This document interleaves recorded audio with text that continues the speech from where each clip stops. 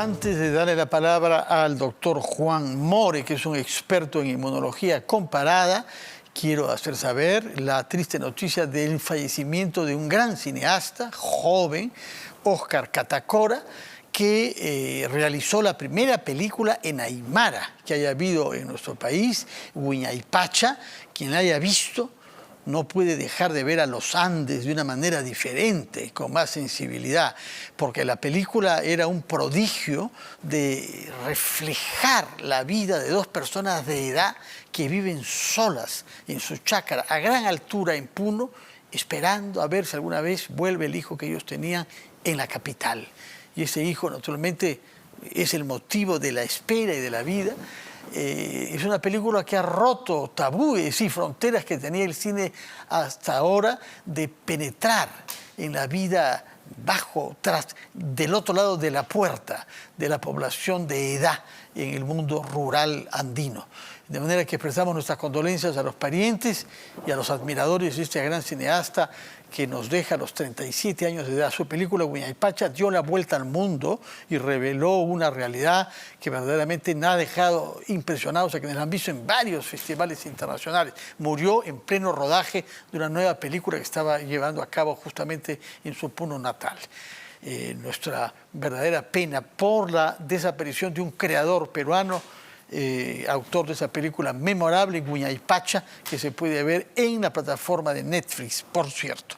Ahora sí, vamos a hablar con el doctor Juan More, al que saludo y doy la bienvenida en RPP. Doctor More, gracias por estar con nosotros.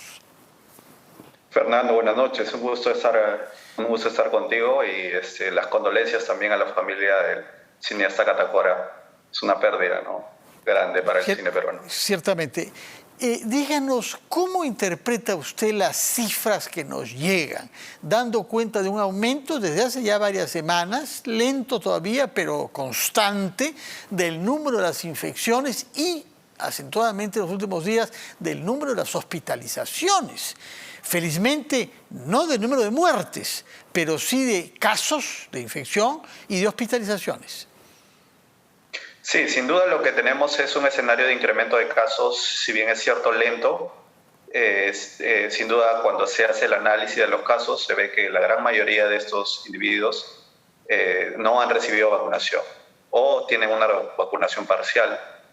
Eso es fundamentalmente, nos muestra claramente que la vacunación es la principal herramienta para controlar las infecciones y los contagios.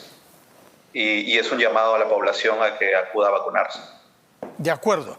¿A qué población y bajo qué condiciones? Porque una de las medidas que se han anunciado anoche es la posibilidad de vacunarse por tercera vez a partir de una cierta edad. Ya no 6 meses después de la segunda vacuna, sino 5 meses.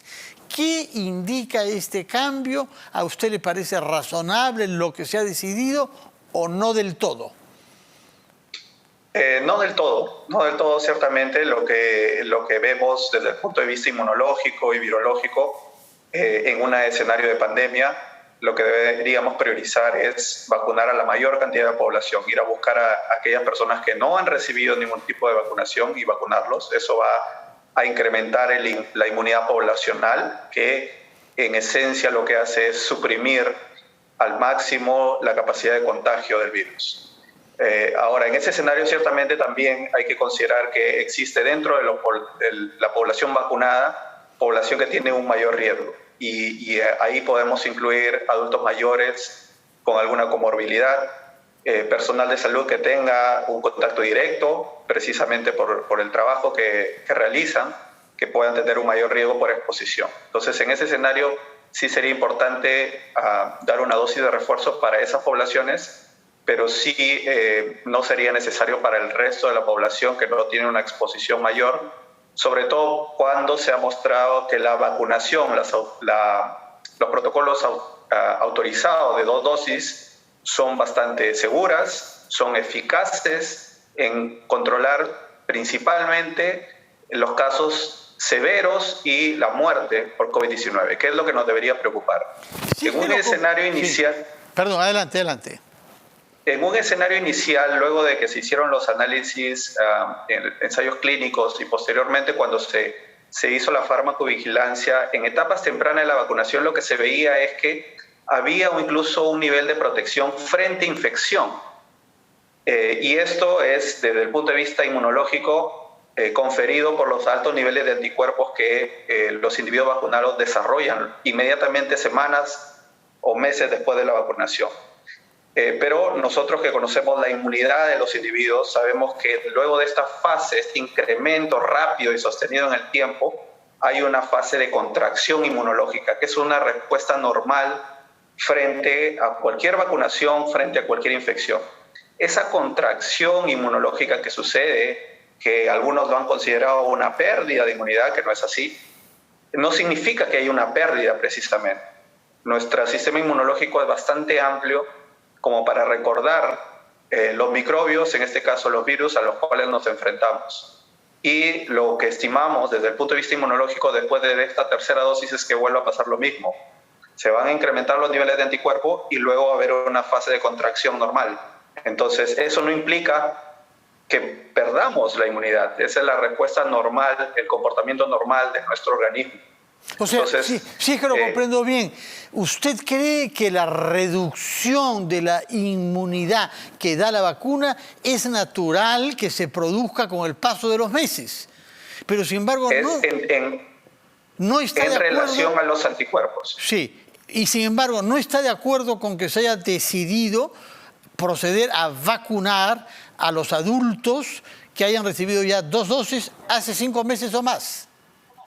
Entre los grupos que no estén en riesgo, que yo había mencionado que son adultos mayores con alguna comorbilidad o personal de salud que esté en alta exposición de COVID-19. O sea, ¿piensa usted que las personas que no entren, que esa tercera dosis debería ser aplicada solo a los adultos mayores y a las personas que tengan otros riesgos de salud? Así es, Fernando. Y tratar de enfocar... ¿Y eso por qué? Porque parece que hay suficientes vacunas. No es porque se usa dosis para esas categorías que no habrá para los que no han recibido todavía la segunda o eventualmente ni siquiera la primera. Sí, sin duda, ¿no? Ese es un problema, ¿no? Estamos inmunizando, reinmunizando a personas que no necesitan una mayor dosis, pero sobre todo estamos dejando de poner nuestra atención en aquellas personas que sí necesitan ser inmunizadas, sí necesitan ser vacunadas. Repito, ese grupo de población que aún no ha recibido la vacunación porque no tiene acceso, y otro grupo que no se quiere vacunar precisamente porque está en contra de las vacunas. Esos dos grupos deben ser la prioridad para el sistema de salud peruano, en general en el mundo. Por otra parte, hemos visto que los fenómenos que comienzan en los lugares más distantes del Perú, como la China, terminan por llegar acá. Lo último que sucedió es la famosa variante Delta que terminó desplazando a las otras que habían en nuestro territorio. ¿Qué podemos prever respecto a la nueva variante que ha sido identificada en África del Sur? Sí, lo que ha pasado con las otras variantes que conocemos es que las variantes se han hecho predominantes, como bien lo dice Fernando, pero eso no significa que sean o más transmisibles o sean más patógenas o nos hagan más daño o que va a dar la respuesta inmunológica. Esta Delta, para el caso decían que sí era más contagiosa. Sí, pero precisamente comenzamos a ver casos, por ejemplo, tangibles, cercanos a nuestra realidad, por ejemplo en Arequipa, en la que Delta fue predominante hace mucho tiempo y no hubo una correlación en incremento de casos, ¿no? Entonces, eso es una muestra clara que no necesariamente la variante que circula en un país determina que haya una mayor transmisibilidad o una mayor cantidad de contagios. El contagio de los virus... Sí, ¿depende de qué? Es multifactorial. En principio, hay muchos factores. La respuesta inmunológica de la población previa al ingreso de una variante es una. La densidad poblacional, ¿no? El estilo, el comportamiento de las personas es otro factor. Es decir, si yo comienzo a aglomerarme con otras personas, a liberar medidas, mucho más fácil el contagio. El tipo de vivienda incluso, ¿no? El tipo de vivienda, la temporalidad, ¿no? El medio ambiente, ¿no? Estamos viendo que en Europa, en Norteamérica, los inviernos son bastante duros y coincidentemente vemos un incremento de casos en esas áreas, ¿no? Lo que estamos esperando nosotros y lo que hemos visto ahora hasta el momento en el caso de la pandemia es que no necesariamente hay una correlación entre las épocas de frío en Sudamérica, en principio, y el incremento de casos, ¿no? Que eso es algo, desde el punto de vista geográfico, bueno para nosotros. Entonces, en todo caso, sin embargo... Sí, perdón, adelante. Sí. Sin embargo, habiendo visto ese escenario, sí es importante hacer el seguimiento a las variantes, ¿no? Lo que hemos visto con la variante Omicron es que es una variante que tiene cambios importantes.